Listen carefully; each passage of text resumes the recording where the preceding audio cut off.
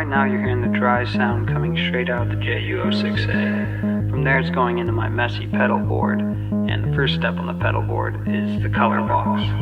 With the color box, I'm boosting some mids and lows while trimming off some high frequencies.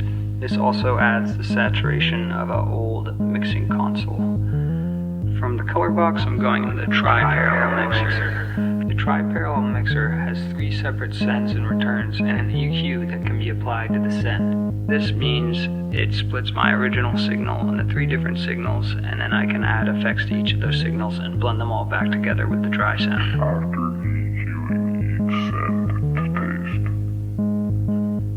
The first send on the tri-parallel mixer is going to this portable tape dictaphone. This tape dictaphone was designed to record dialogue for interviews, so it has a pretty aggressive compressor as well as a preamp to add some saturation. The next send is a more gentle form of compression coming from this MKIII compressor. The last send on my mixer is going out to this whammy pedal, which I'm using to pitch shift the signal down an octave and add some uncompressed subs. Now when you mix all those signals together, you get this.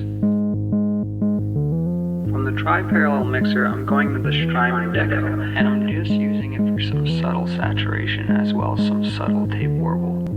You can see that I'm not using it for the doubling features at all because I have the blend knob set to 100% the modulated signal and the lag time is set to 0. The signal flows from the pedal board into the radial DI box.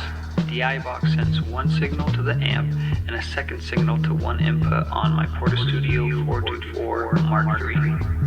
The next input on the Portastudio is a small diaphragm condenser mic made by Behringer.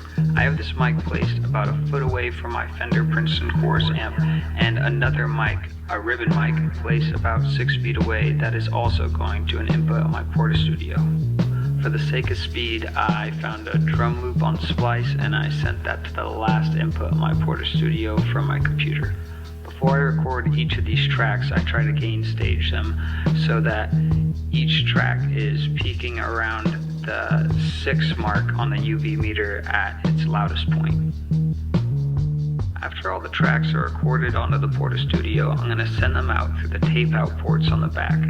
And I am sending them straight to my Behringer UMC-1820 audio interface. The interface records the audio to Logic in my computer where I do a bit more processing. I use the Waves F6 dynamic EQ on the bass, and I have it sidechained to the kick, so it ducks out a little bit of the low frequencies whenever the kick hits, so it doesn't interfere with it. I also blended in a little bit of parallel compression from the Abbey Road's RS-124 compressor plugin.